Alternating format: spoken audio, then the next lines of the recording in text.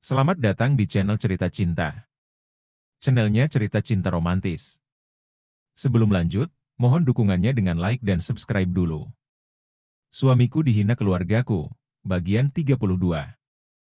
Mendapat tatapan tajam dari Arga, Nilam langsung menciut.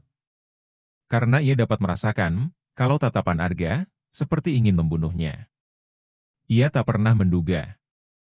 Kalau masalah yang dia anggap sepele, ternyata adalah masalah besar baginya. Beruntung Tante Mia yang terjatuh di tangga, dan bukan istrinya. Tapi tantenya, itu sudah cukup membuat Arga marah pada Nilam. Karena itu sama saja dia membahayakan nyawa seseorang, yang akan terjatuh dari tangga akibat ulahnya. Kenapa kamu diam, Nilam? Apa kamu dengar Mama yang sedang bertanya sama kamu? Kamu dari mana saja? Kenapa kamu baru pulang ke rumah? Mama di rumah sakit juga tidak pernah kamu jenguk.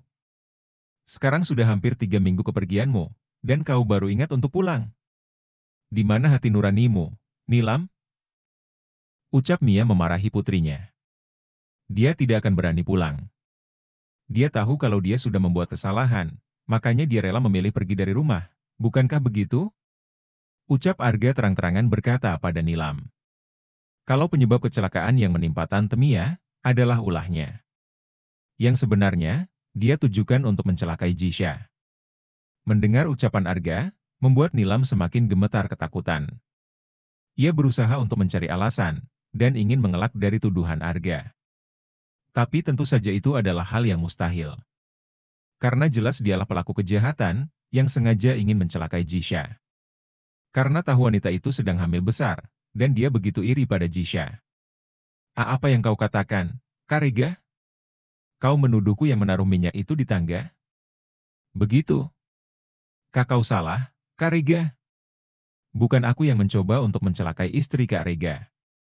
Nilam mencoba untuk berdalih menyelamatkan diri dari perbuatan yang sudah dia lakukan. Aku tidak menyebutkan tentang minyak yang berada di tangga. Dan aku juga tidak menyebut tentang kau yang ingin mencelakai istriku.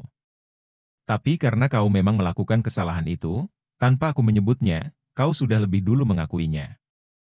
Baguslah kalau kau sendiri yang membuka kedokmu.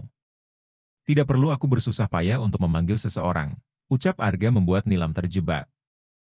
Seharusnya dia tidak membahas tentang masalah minyak yang berada di anak tangga waktu itu. Karena Arga juga tidak membahas apapun tentang kejadian beberapa minggu yang lalu. Akan tetapi Nilam yang terlalu gugup, akhirnya dia malah terjebak dengan permainan kata dari Arga. Untuk membuat dia mengakui semua kesalahan yang sudah dia lakukan. Glek. Nilam menelan saliva, merasa kalau benar-benar dia terpojok kali ini. Dia tidak tahu ingin berlindung kepada siapa.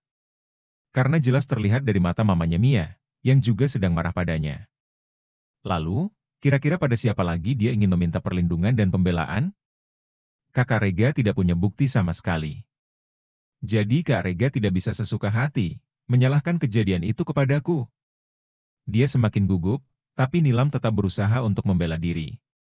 Padahal sudah tidak ada jalan, selain dia mau mengakuinya. Kau ingin bicara baik-baik, dan memberitahukan semua yang kau lakukan itu padaku? Atau kau ingin aku melibatkan masalah ini dengan polisi? Apa seperti itu yang kau inginkan? Arga semakin membuat Nilam tak bisa berkutik. Nilam tidak pernah berpikir akan berurusan dengan polisi. Karena jika sampai itu terjadi, dia bisa dipenjara dan dikenakan pasal mencoba mencelakai seseorang dengan sengaja.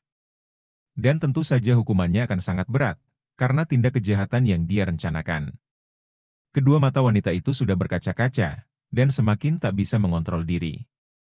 Ketakutannya semakin menjadi-jadi. Kak Rega, tolong jangan laporkan masalah ini ke kantor polisi, Kak, apalagi kakak juga belum memiliki bukti yang cukup. Tapi kakak sudah bawa-bawa polisi dalam masalah ini. Ucap Nilam tetap kekeh mempertahankan diri, dan mengatakan bukan dia penyebab kecelakaan di tangga. Kau memang terlalu keras kepala Nilam. Keras kepalamu itu akan membawamu masuk ke dalam kesulitan. Yang akan membuatmu tidak bisa mencari jalan keluarnya lagi. Aku akan membawa masalah ini ke pengadilan, karena aku sudah coba untuk membicarakan hal ini baik-baik. Tapi kau lebih memilih untuk melibatkan masalah ini dengan polisi, ucap Arga tidak hanya sekedar mengancam. Nilam semakin ketakutan.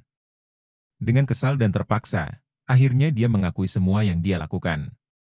Aku mohon, Kak Rega, jangan libatkan polisi dalam masalah ini. Aku mohon beri aku sedikit kesempatan untuk meminta maaf dan memperbaiki segalanya. Nilam bersungguh-sungguh di hadapan Arga. Oma Pramusita sampai dibuat melongo tak percaya. Ternyata benar apa yang dikatakan oleh cucu kandungnya Rega. Kalau pelakunya itu adalah Nilam. Dan sekarang sudah benar-benar terbukti, karena Nilam akhirnya mau mengakui kesalahannya. Apa kau pikir istriku masih hidup, kalau sampai istriku yang terjatuh di tangga waktu itu? Kau harus ingat, bukan hanya satu nyawa saja yang kau bunuh. Tapi nyawa istriku dan juga calon bayi yang berada dalam kandungan istriku, juga ikut terancam. Kau sudah melakukan kesalahan fatal, Nilam. Meski yang jatuh itu tanteku, maka aku akan tetap melaporkanmu ke kantor polisi. Lanjut Arga menegaskan. Tak terima permohonan Nilam untuk dimaafkan. Karena bagi Arga, apa yang dilakukan oleh Nilam, itu benar-benar kesalahan fatal. Nilam semakin gemetar, dan menangis sejadi-jadinya. Memohon kepada Arga, agar tidak melibatkan masalah itu sampai ke pihak yang berwajib. Kakak Rega, aku mohon, beri aku sedikit kelonggaran. Walau bagaimanapun, aku ini anaknya Mama Mia. Itu artinya, kita juga masih satu keluarga. Jadi aku mohon, jangan bawa masalah ini ke kantor polisi. Aku mohon, Kak. Nilam terus memohon dengan dibanjiri air mata. Terlihat sangat kasihan, tapi mau bagaimana lagi? Nilam benar-benar sudah memancing kemarahan Arga. Karena perlakuan Nilam itu, sama saja ingin membunuh istri dan calon bayinya. Simpan saja air mata dan permohonanmu itu. Karena aku tidak menerima apapun yang kau mohonkan. Aku rasa memang sudah sepantasnya, kau duduk di balik jeruji besi. Tegas Arga, menolak mentah-mentah. Kemudian berlalu pergi meninggalkan Nilam, yang masih menangis memohon ampun. Jisha yang melihat Nilam menangis hanya diam, dan ingin melewati wanita itu. Bagaimana tidak, Jisha juga marah dengan tindakan Nilam, yang hampir saja membunuh dia, dan bayi yang berada dalam kandungannya. Melihat Jisha yang ingin pergi begitu saja, Nilam langsung mendekati Jisha, dan mendorong keras bahu wanita itu. Jisha hampir saja terjatuh, tapi segera ditahan oleh Tante Mia. Nilam, apa yang ingin kau lakukan? Apa kau sudah gila? Bentak Tante Mia pada sikap putrinya yang tak pernah kapok. Bukan aku yang gila, Mam. Ini semua gara-gara wanita ini. Karena dia yang hadir dalam kehidupan Kak Rega. Akhirnya Kak Rega tidak mau berbelas kasihan padaku sedikit pun. Semua gara-gara wanita ini. Apa yang kau katakan, Nilam? Apa yang terjadi pada dirimu sendiri itu karena kesalahanmu, bukan karena kesalahan cucu menantuku. Kata Oma yang tak terima cucu menantunya disalahkan. Kau ini benar-benar tidak sehat, Nilam. Sepertinya otakmu sedang dalam masalah. Kalau tadi sampai Jisha terjatuh, hukumanmu dalam penjara bisa lebih berat lagi. Ujar Mia menggeleng, karena Nilam masih tetap menyalahkan orang lain. Mama jahat. Mama berubah. Pelet apa yang sudah diberikan oleh wanita ini, sehingga kalian semua mengabaikan aku? Dan lebih membela dia dibandingkan aku. Nilam berteriak-teriak seperti orang gila. Tak berapa lama terdengar suara ketukan pintu dari luar rumah. Serentak mereka semua menoleh ke ambang pintu. Yang ternyata adalah dua orang anggota polisi, yang datang untuk menahan Nilam. Karena ternyata Arga sudah menghubungi polisi, untuk menahan wanita itu. Dek! Ketakutan luar biasa, membuat Nilam semakin memberontak. Nilam tidak ingin jika dia berakhir dalam jeruji besi. Karena menurutnya, kesalahan yang dia lakukan itu, sebenarnya masih bisa dimaafkan. Nilam lupa, kalau kesalahan yang dia coba lakukan, adalah kesalahan yang direncanakan. Yang artinya, secara tidak langsung, dia sudah merencana pembunuhan terhadap Jisha dan bayinya. Jisha masih melihat Nilam yang menangis histeris. Karena kedua polisi itu memaksa untuk memborgol tangannya, akibat dia yang terlalu memberontak. Sehingga polisi sedikit memberi kekerasan pada wanita itu. Nona, tolong kerja sama Anda, Nona. Kata polisi, karena Nilam semakin menjadi-jadi memberontak. Bukannya mendengar, Tapi ia malah semakin histeris tak ingin ikut pergi. Mia sebagai orang tua angkat Nilam sebenarnya juga tidak tega melihat anak angkatnya yang menangis seperti itu. Akan tetapi dia berpikir, semua yang terjadi pada putri angkatnya, itu karena dirinya sendiri yang terlalu memanjakan Nilam. Sehingga wanita itu lupa untuk bersyukur, dan menjadi anak yang sangat manja, juga semena-mena pada orang lain. Mia berpikir, siapa tahu, setelah apa yang terjadi pada putrinya itu, Nilam bisa mengambil pelajaran, dan menjadi pribadi yang lebih baik lagi.